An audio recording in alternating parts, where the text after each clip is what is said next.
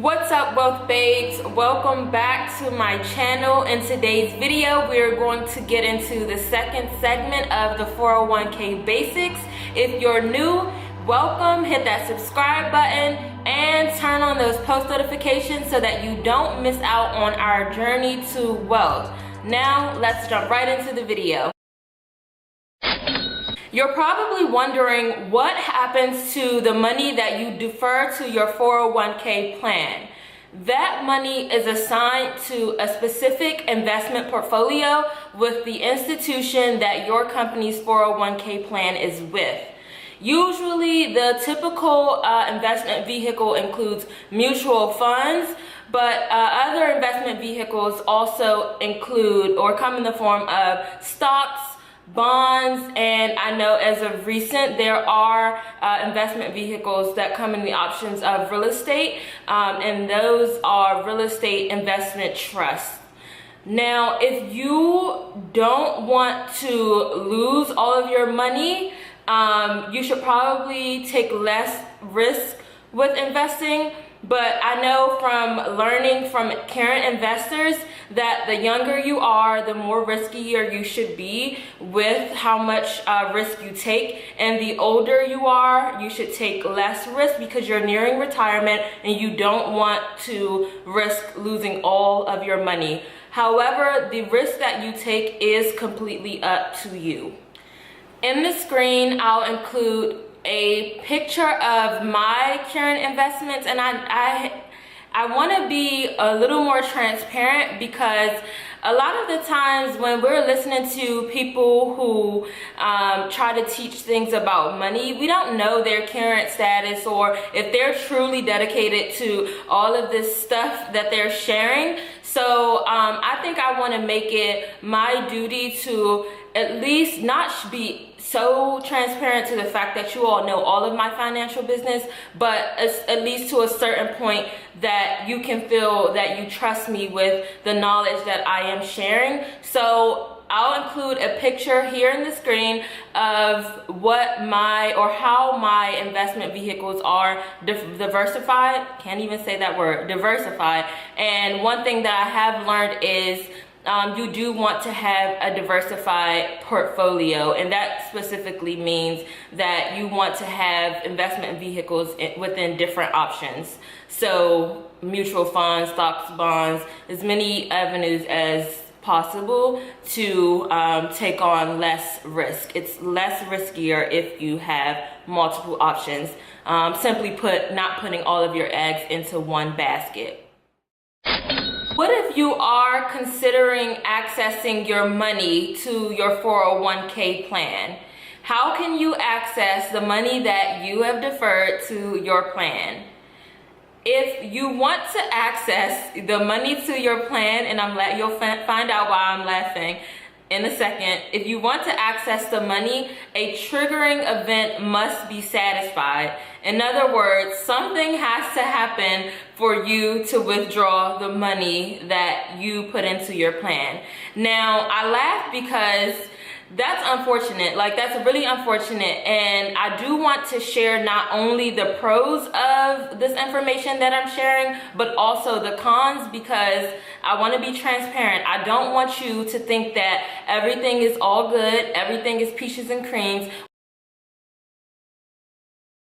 when it comes to capitalism, because it's not. So the money that you defer has to be, a triggering event has to be satisfied in order for you to have access to your money. Comment below and let me know what you think of this, because I definitely hate it. I feel like you should be able to access at least a portion that you deferred to the plan whenever you want to. But you know, the way the laws and the systems are set up, there has to be something. And then we'll get into the triggering events right now. Let's expand on triggering events.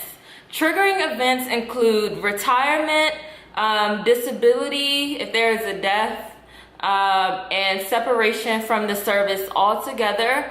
If you hit age 59 and a half, that could also be a triggering event. Gotta keep the half on there, must say the half.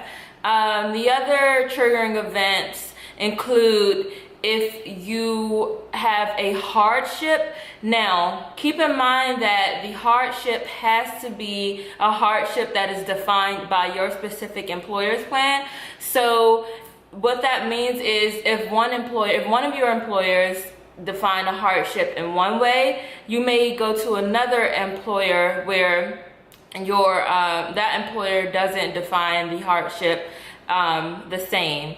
So keep that in mind as well. And then the last triggering event I'll share here is termination of the plan altogether. And this can come in the form of if your employer goes out of business altogether. What's also important is if you do get an early distribution, that will be counted as ordinary income and assessed at a 10% distribution penalty. The sad thing is, someone has to get their cut somehow, which is very unfortunate. But there are exceptions to that rule. I just love how there are exceptions and like all of these triggering events and things that just make it so much more complicated. But some of those exceptions include, in order for you not to be hit with that 10% distribution penalty, is death, of course, disability, if you're required by law to pay to an alternate payee, which can come in the form of legal divorce or separation. And then there are some other exceptions, but I won't go into detail on those, just not to make this video too long and get straight to the point. There are other options to access your money, but we will get into those in future videos. I just want to give you all the basics and let you know that there are ways to access your money, one being the distribution, but there's a penalty that comes with it unless you meet those exceptions. But do know that there are other ways to access your money. After you hit a certain age, you are required to take minimum distributions, and that age is 70 and a half. It's so funny to me that they always have these halves on there. I don't know what that is about. 70 and a half, 59 and a half. I don't know what those ages are about, but I need to look into that.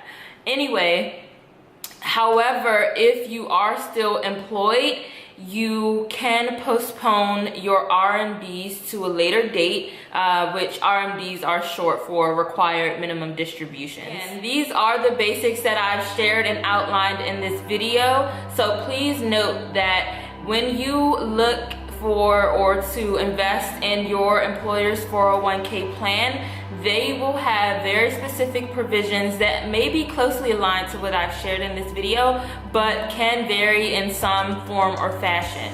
Thanks for watching always, and I will be back with another video on Wednesday. Mwah.